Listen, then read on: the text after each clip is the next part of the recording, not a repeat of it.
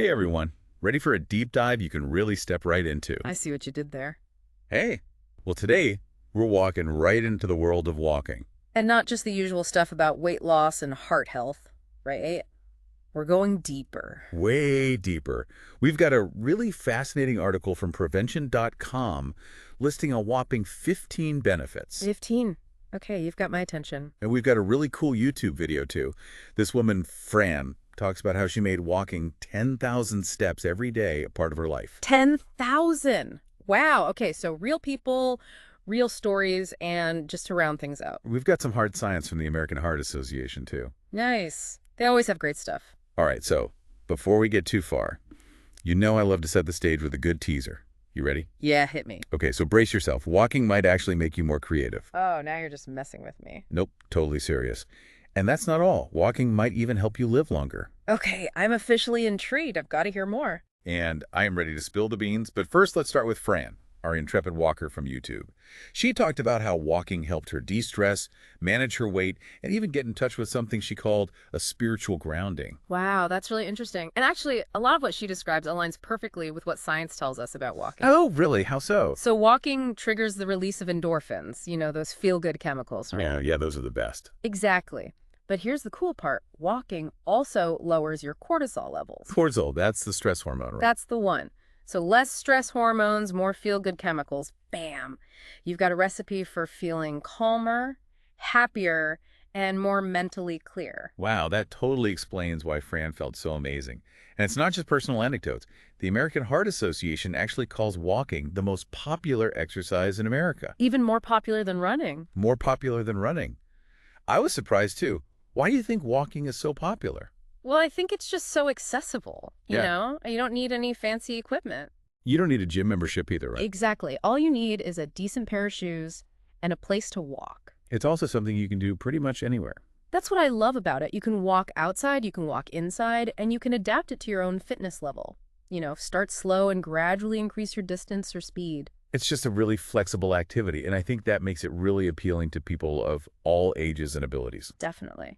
And speaking of appealing, we can't forget about the amazing health benefits. The American Heart Association found that just 150 minutes of brisk walking per week. 150 minutes, that's totally doable. Right. That's all it takes to significantly reduce your risk of heart disease, stroke, diabetes, and even certain types of cancer. Those are some pretty serious perks. And, while we're on the topic of health benefits, Fran from the YouTube video mentioned how walking helped her manage her weight. Absolutely, and that's especially important for her because she was dealing with POI, primary ovarian insufficiency. Oh, wow, I didn't know that. Yeah, and POI can sometimes make it difficult to maintain a healthy weight. But Fran found that walking was gentle on her body and really effective for weight management. That's awesome. I'm so glad she found something that works for her. And it really highlights how even though walking is low impact, it's definitely no slouch when it comes to calorie burning and boosting your metabolism. Not a slouch at all. For me, it's the mental benefits of walking that really hit home. I get that. Like Fran talking about finding mental clarity, almost like a walking meditation. And there's real science to back that up. Studies have actually shown that walking, especially in nature, can reduce activity in the parts of our brains that are associated with stress. No kidding. So it's like a mental detox. That's a great way to put it. It really helps to calm the mind and reduce those feelings of overwhelm. I'm also remembering something really fascinating from the prevention article. There was a study where people who walked actually performed better on creative thinking tests than those who stayed seated. Wait, so if I'm struggling with writer's block, I should just go for a walk? That's what the research suggests. Pretty amazing, right? It is. It seems like walking boosts blood flow to the brain, which is probably why we see improvements in things like memory and problem solving, too. Okay, I am officially convinced. Walking is a superpower in disguise. And that prevention article listed 15 benefits. 15. I can't wait to dive into those. Me too. Let's start with the one we all know and love, good old heart health. We know walking is good for our hearts, but how does it actually work its magic? Well, walking is like a workout for your entire cardiovascular system, right? Yeah. It strengthens your heart muscle, improves blood circulation, and can help lower your blood pressure. The prevention article also mentioned something about the second heart, in our calves and feet. Oh, yeah. Dr. Navarro, he's a cardiologist. He talks about that. Mhm. It's not a literal second heart, of course, but the way our calf muscles and veins work together to pump blood back up to the heart from our legs, it's so essential. Like an extra boost. Exactly. And walking strengthens those muscles and improves that blood flow, which takes some of the pressure off the heart. Awesome. So heart health, check. What about brain power? We know it boosts creativity, but the article hints that walking might even help stave off dementia. Yeah, that's a big one. And again, it all comes back to blood flow. Walking increases the blood flow to the brain, so it's getting all those lovely nutrients and oxygen it needs to function at its best. So, in a way, walking is like giving your brain a spa day. I love that analogy. And some research even suggests that walking might actually help promote the growth of new brain Hold up. cells. New brain cells. Okay, I need to go for a walk right now. Right. Pretty amazing stuff. Speaking of amazing, this next one is kind of a surprise. Walking can actually help you sleep better. Yeah, and when you think about it, it makes sense. Walking can help boost your body's production of melatonin, which is the hormone that helps regulate your sleep-wake cycle. That makes sense. And of course, walking helps to reduce stress, and we all know that stress can really mess with our sleep. Totally. I know I sleep so much better when I'm not feeling all wound up. Okay, so we've got heart health, brain power, better sleep. What's next? How about stronger bones and joints? Oh, that's a big one, especially as we get older. Walking is a weight-bearing exercise, which means it helps to build and maintain bone density. Which is super important for preventing things like osteoporosis, right? Exactly. And it also helps to improve your mobility and reduce joint stiffness. Okay, this next one I did not see coming. You ready? Hit me. Walking can actually help improve your digestion. Wait, what? I know, right? It sounds strange, but it's true. The prevention article explains that walking actually activates your core and abdominal muscles. Oh, interesting. So it's kind of like a gentle massage for your internal organs? It's like a natural digestive aid. All right, we've covered so many incredible benefits. But is walking truly for everyone? That's a great question. What about people who have physical limitations or health concerns? You know, that's actually one of the best things about walking. It really can be adapted for people of all ages and fitness levels. You know, Fran from the YouTube video, she found walking to be so much more enjoyable and sustainable than other types of workouts. And that was especially important for her given her health condition. Right, the POI. Exactly. So, yeah, walking can definitely be modified to suit individual needs. And even if you can't walk for long periods of time. The American Heart Association says that short walks throughout the day can really add up. Oh, for sure. Those little bursts of activity, like parking farther away from the store, taking the stairs instead of the elevator. They can make a big difference. And the prevention article had some great advice about creating a walking routine. They suggest starting small and gradually increasing your intensity and duration over time. I think starting small is key for anything new, you know? Yeah. It's much less intimidating. It is. And they also recommend finding a walking buddy. Well, for sure. I love walking with a friend. It makes it so much more fun, and you're more likely to stick with it. Accountability is key, right? Yeah. Okay, let's tackle some of those common questions and concerns about walking. I'm ready. First up, the age-old question. Is 10,000 steps really the magic number? Oh, I've always wondered that. So, that 10,000 steps recommendation, it's kind of become this fitness gospel, but the research actually shows that you can get a ton of health benefits with even fewer steps. Really? How many steps are we talking? Well, for middle-aged adults, just 7,000 steps a day have been linked to a lower risk of premature death. That's great news for those of us who don't always hit that 10,000 mark. And for older women, even just 4,400 steps a day have shown benefits.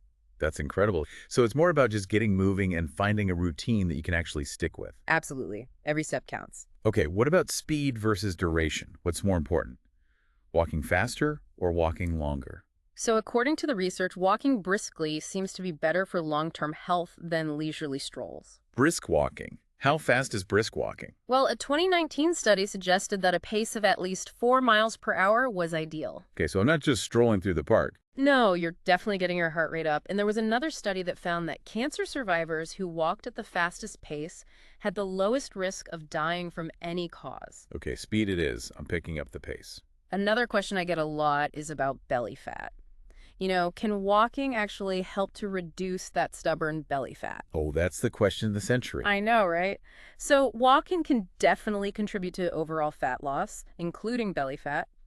But it's important to keep in mind that walking is a relatively low-intensity Ah, exercise. so it might not be enough on its own to melt away that belly fat. Right. So you might need to combine walking with other forms of exercise like strength training or high-intensity interval training to really see a significant reduction in belly fat. Okay, that makes sense. It's all about finding that balance. Exactly. Now, before we move on to the next part of our deep dive, Let's talk about the practical stuff, gear and safety. yes, absolutely. First things first, supportive shoes are a must. You want to make sure your feet are happy and supported, especially if you're walking for longer distances.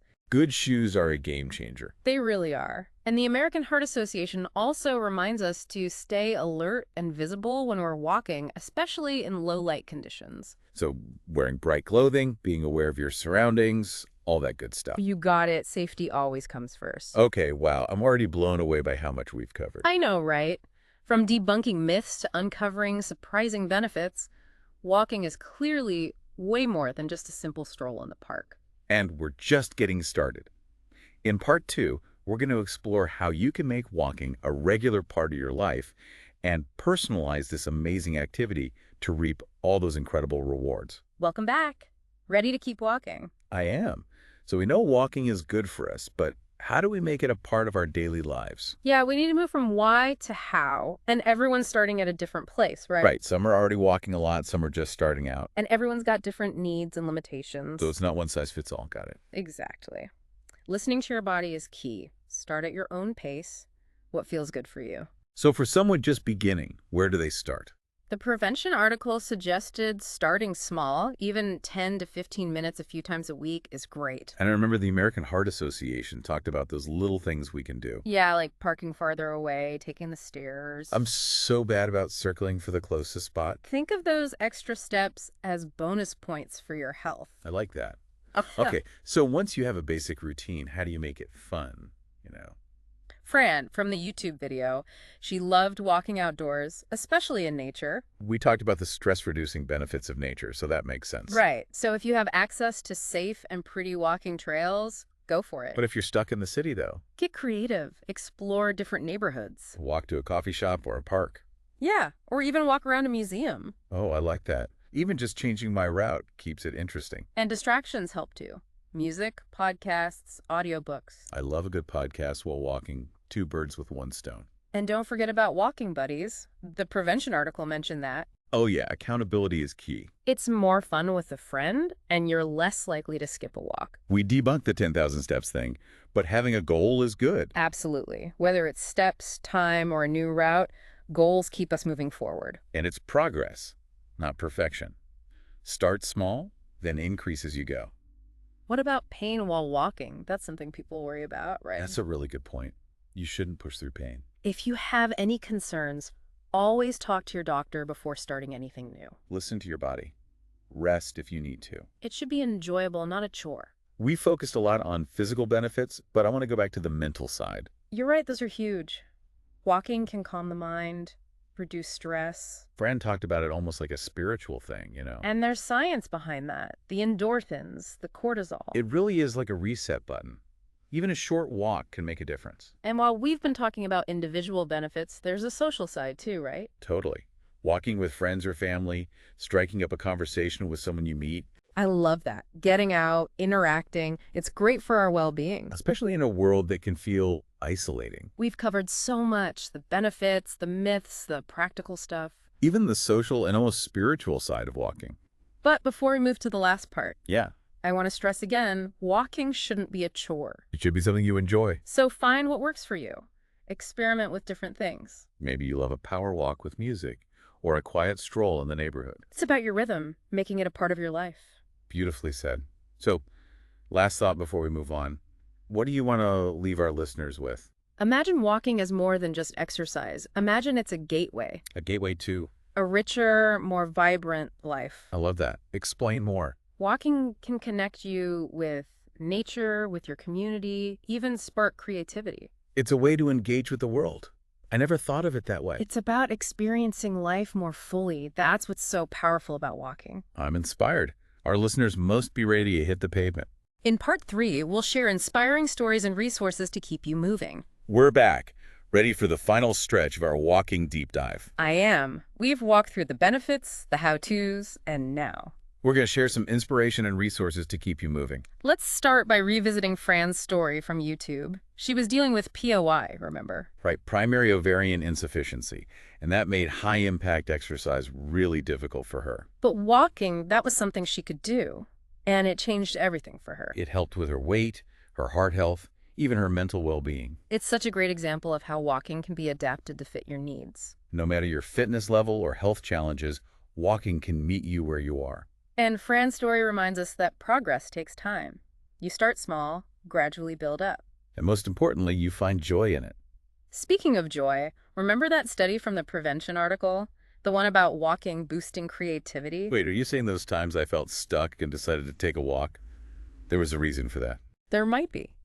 That study found that walkers did better on creative thinking tests than those who stayed seated. Amazing.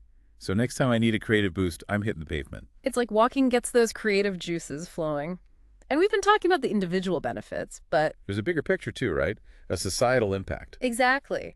Walking is eco-friendly transportation, less reliance on cars, better for the environment. And the American Heart Association talked about how walking fosters a sense of community. Right. You're out and about, interacting with neighbors, noticing your surroundings. It creates a sense of belonging. Such a simple act with so many positive ripple effects. Okay, before we wrap up completely, let's give our listeners some resources. The American Heart Association website is fantastic. Tips on starting a walking program, finding routes, staying safe. And the prevention article mentioned some walking apps. Those can track your progress, motivate you, even connect you with other walkers. And there are books, podcasts, articles galore.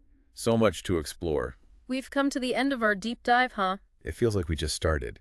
But wow, we covered so much ground. We talked about the surprising health benefits, busted those myths, shared practical tips. And inspiring stories. Who knew walking could be so powerful? It can impact your physical health, your mental well-being, even your social life. Now it's your turn. Take everything you've learned and step into your own walking adventure. Whether it's a brisk walk, a leisurely stroll, or just taking the stairs, every step counts. Embrace this simple act. Improve your health. Boost your happiness. Connect with the world around you. Thank you for joining us on this amazing journey. Until next time, keep exploring, keep learning, And keep walking.